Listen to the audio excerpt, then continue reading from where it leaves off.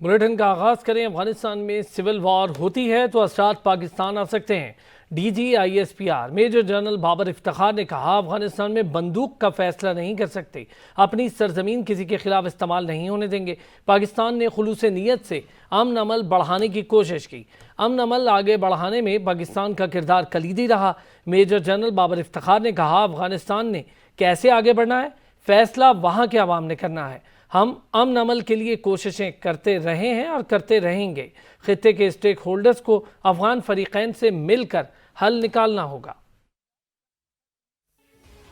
अफगानिस्तान में बंदूक 20 साल में फैसला नहीं कर सकी। DGISPR major general Babar Iftikhar ने कहा कि पाकिस्तान ने खलूस नीयत से अमन अमल बढ़ाने की कोशिश की। अफगानिस्तान ने कैसे आगे बढ़ना है, फैसला वहाँ के अवाम ने करना है। हम अमन के लिए कोशिश करते रहे और करते रहेंगे। Pakistan has been a facilitator. It is still a facilitator of this peace process. We are not guarantors of this process. Eventually ये जो भी पीस प्रोसेस है, इसका जो मेन स्टे है वो मुख्तलिफ अफगान धड़े हैं जिन्होंने आपस में बात करके और खुद ये डिसाइड करना है। DGISPR ने फिर वाजे कर दिया कि अपनी सरजमीन किसी के खिलाफ इस्तेमाल नहीं होने देंगे। 2611 किलोमीटर तवील बॉर्डर पर 90% बाड़ लगाई जा चुकी है। सरहद पर सिक्योरिटी तैनात है। अफगानिस्तान में सिविल वार होती है तो उसका स्पिल ओवर पाकिस्तान आ सकता है। अफगानिस्तान में खाना जंगी के इम्कान के पेश नजर तैयारी की है। पूरी दुनिया ने देखा है कि पाकिस्तान ने कितनी सिंसेरिटी के साथ इस पीस प्रोसेस को आगे बढ़ाने की कोशिश की है। हमने बार बार ये बात की है कि we have no favourites in Afghanistan. Major general Babar Iftikhar ने कहा कि अमेरिका ने जल्दबाजी में इनखला किया। सब जानते हैं दाइश TTP अफगानिस्तान में मौजूद हैं।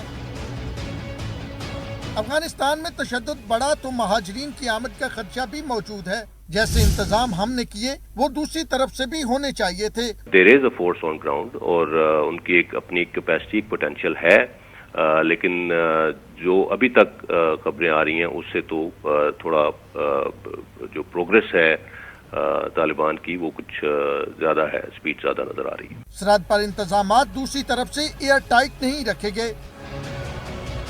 DGISPR का कहना था कि तमाम स्टेक होल्डर्स अमेरिका का अफगानिस्तान से जिम्मेदाराना इनखला चाहते थे। अमेरिका को जिम्मेदारी से इनखला करना चाहिए था। अमेरिका का अफगानिस्तान से इनखला कुछ जल्दी हो गया। अमेरिकी बेसिस का कोई सवाल नहीं पैदा होता। अमेरिकी बेसिस की कोई जरूरत नहीं।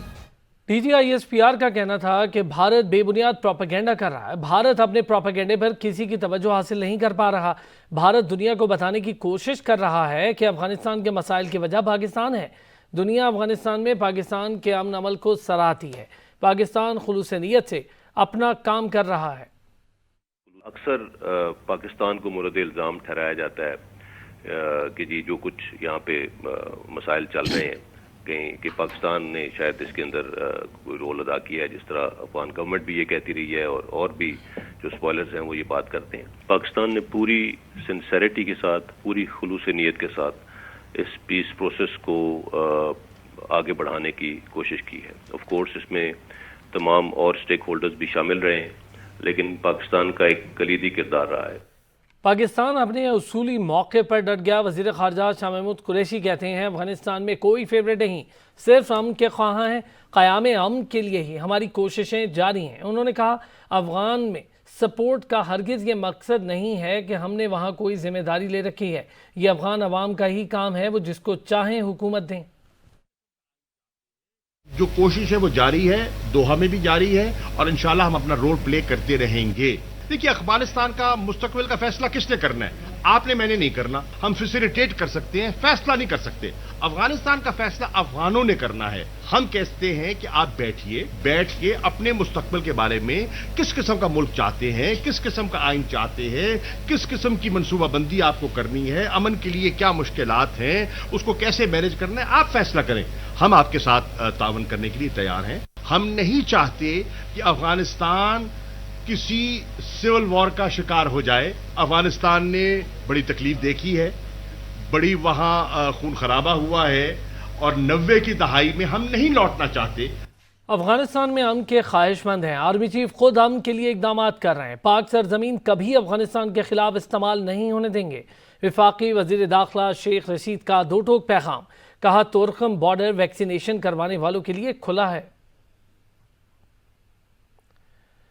چین نے افغانستان سے امریکی افواج کے انخلا میں تیزی آنے کے ساتھ ہی وہاں موجود 210 چینی شہریوں کو اپنے ملک واپس بلا لیا. رواں ماہ کے آغاز پر افغانستان میں پھنسے چینی شہریوں کو کابل سے ووہان پہنچایا گیا. رپورٹ کے مطابق چینی قونصلر افیئرز ڈپارٹمنٹ نے سوشل میڈیا پوسٹ میں کہا کہ چینی حکومت نے اپنے شہریوں کے تحفظ کو یقینی بنانے کے لیے انہیں یاد دہانی کروائی ہے کہ وہ جس قدر جلد ہو سکے افغانستان سے نکلے. انہیں حکومت نے ضروری سفری سہولیات بھی فراہم کی ہیں. چین کی وزارت خارجہ نے بھی بات کی تصدیق کی ہے کہ جن شہریوں کو واپس لایا گیا ہے ان میں کرونا وائرس سے متاثرہ افراد بھی شامل ہیں. چین نے کہا کہ امریکہ نے افغانستان میں اپنی ذمہ داریاں نظر انداز کیں اور عجلت میں افغانستان سے فوجی دستے واپس بلائے. بیجنگ سے جاری بیان میں چینی وزارت خارجہ کے ترجمان کا کہنا تھا امریکہ نے اس عمل سے افغان عوام اور خطے کے دیگر ممالک پر ملبہ ڈال دیا ہے.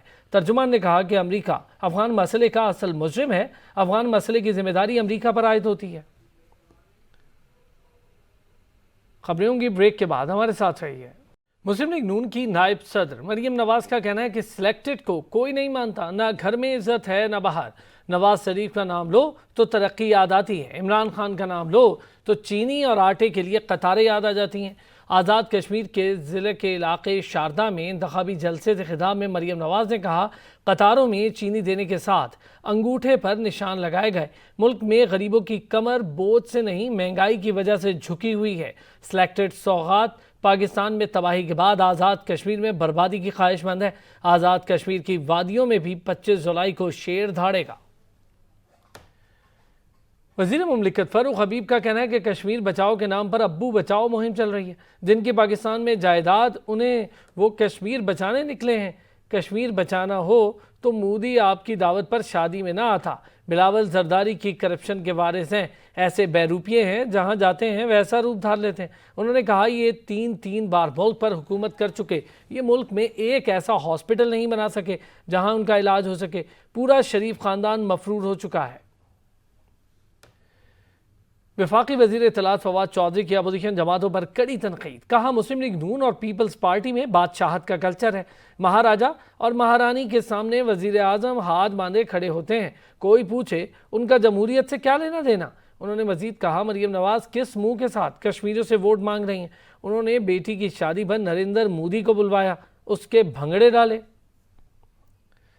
آزاد کشمیر میں انتخابات کے دوران فوج اور رینجرز تعینات ہوگی. Chief election commissioner justice retired Abdul Rashid Soleria نے کہا کہ انتخابات کو آزادانہ، منصفانہ اور غیر جانبدارانہ بنانے کے لیے تمام تر وسائل بروئے کار لائے جائیں گے. اسلام آباد میں مہاجرین کے 12 انتخابی حلقوں میں تعینات ڈسٹرکٹ ریٹرننگ افسران کے اجلاس سے خطاب میں chief election commissioner justice retired Abdul Rashid نے کہا کہ انتخابات کے مؤثر انعقاد کے لیے فول پروف اقدامات کیے جائیں گے اور اس سلسلے میں کسی بھی دباؤ کو برداشت نہیں کیا جائے گا.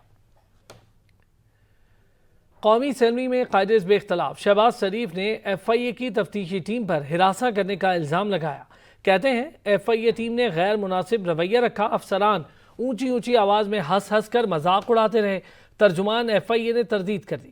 کہتے ہیں تمام افراد کے ساتھ عزت و احترام سے تفتیش کی جاتی ہے. شہباز شریف کو کافی کی پیشکش کی گئی تھی. شہباز شریف کو ہراساں کرنے والی بات درست نہیں. شہزاد اکبر کہتے ہیں ایف آئی اے دفاتر میں ویڈیو ریکارڈنگ کی سہولت دیں گے. ویڈیو ریکارڈنگ ہوگی تو سب کچھ واضح ہو جائے گا. شہزاد اکبر حمزہ اور سلمان شہباز 2 شوگر ملز کے ڈائریکٹر ہیں. انہوں نے کہا 14 ملازمین کے اکاؤنٹس میں شہباز شریف اور ان کے بچوں کے اکاؤنٹس میں 7 ارب کی ٹرانزیکشن ہوئی. 14 اکاؤنٹس میں 3 سے 4 سال میں 25 ارب روپے بھیجے گئے. پیپلز پارٹی کے ایم این اے قادر خان مندوخیل نے فردوس عاشق اعوان کو 58 ارب روپے ہرجانے کا دوسرا نوٹس بھیج دیا. قادر مندوخیل نے وکیل کے ذریعے حتیٰ کہ عزت کا نوٹس ارسال کیا. قادر مندوخیل نے فردوس عاشق اعوان کو خلاف سعید آباد میں مقدمہ درج کروانے کی درخواست دی تھی. کراچی کی مقامی عدالت نے درخواست مسترد کر دی.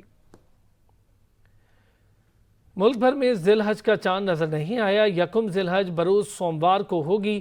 چیئرمین رویت ہلال کمیٹی مولانا عبدالخبیر آزاد نے پریس کانفرنس کرتے ہوئے ذی الحج کے چاند سے متعلق اعلان کیا پاکستان بھر میں عید الاضحیٰ 21 جولائی بروز بدھ کو ہوگی کہ یکم پاکستان بھر میں کسی بھی مقام پر چاند نظر آنے کی شہادت مسئول نہیں ہوئی، لہذا اتفاق رائے سے فیصلہ کیا گیا کہ یکم ذوالحجہ 1442 ہجری 12 جولائی بروز پیر کو ہوگی۔ چاند دیکھنے کے لیے محکمہ موسمیات نے نئی اور جدید مکمل خودکار دوربین نصب کر دی جس کے ذریعے چاند دیکھنے میں آسانی ہوگی۔ پاکستان میں ایک بار پھر کورونا کیسز میں مسلسل اضافہ ہو رہا ہے۔ مثبت کیسز کی شرح 3.79% تک پہنچ گئی۔ National command and operation centre کے مطابق 24 گھنٹوں میں ملک میں کورونا کے مزید 35 مریض انتقال کر گئے، جس کے بعد کورونا سے مجموعی اموات 22,555 تک پہنچ گئی۔ 1,828 نئے کورونا کیسز سامنے آئے۔ گلگت بلتستان میں کورونا کیسز کی بڑھتی صورتحال پر وزیر اعلیٰ خالد خورشید نے ایمرجنسی نافذ کر دی، تمام متعلقہ اداروں کو ہائی الرٹ جاری کر دیا۔ خالد خورشید نے وائرس کے بڑھنے کی وجہ سیاحوں کی تعداد میں بہت زیادہ اضافے کو قرار دیا۔ انہوں نے گلگت بلتستان کے عوام اور سیاح SOPs پر عمل درآمد کو یقینی بنانے کی اپیل بھی کر دی۔ گلگت بلتستان حکومت نے پوری آبادی کی ویکسینیشن کروانے کے لیے خصوصی مہم کا آغاز کیا ہے۔ مزید خبریں ہوں گی بریک کے بعد، ہمارے ساتھ رہیے۔ سوات میں کالام اور اوتر قبائل کے درمیان راضی کا تنازعہ 5 افراد کی جان لے گیا، 20 زخمی ہو گئے۔ دونوں قبائل میں تصادم شاملات اراضی اور آلو کے فصل پر ہوا، جس پر دونوں جانب سے مسلح افراد ایک دوسرے پر مورچہ زن ہو گئے۔ فائرنگ کے تبادلے میں 5 افراد زندگی کی بازی ہار گئے، 20 زخمیوں کو ہاسپٹل منتقل کر دیا گیا۔ پنجاب کے مختلف اضلاع میں 7 روز میں 23 انٹیلیجنس بیسڈ آپریشن کیے گئے۔ کارروائیوں کے دوران 2 دہشت گرد گرفتار کر لیے گئے۔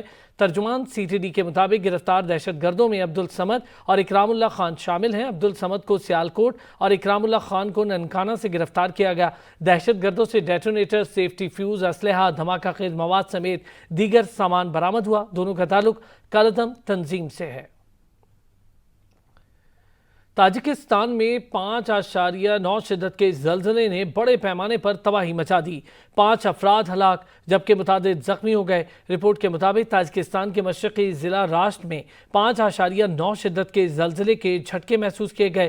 زلزلے کا مرکز 165 کلومیٹر جنوب مغرب میں دارالحکومت دوشنبے تھا۔ صومالیہ کے دارالحکومت کے پولیس کمشنر کے قافلے سے خودکش حملہ آور نے بارود سے بھری کار ٹکرا دی۔ دھماکے کے نتیجے میں 9 افراد ہلاک، 8 زخمی ہو گئے۔ خوش قسمتی سے پولیس چیف فرحان محمد محفوظ رہے۔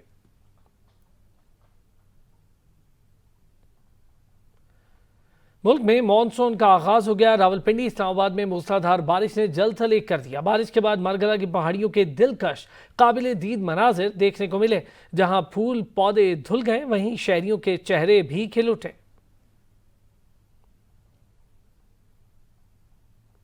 بلیٹن میں اب تک کے لیے اتنا ہی۔ مزید تفصیلات کے لیے وزٹ کیجئے ہماری ویب سائٹ searchtv.pk۔ دیکھتے رہیے سچ۔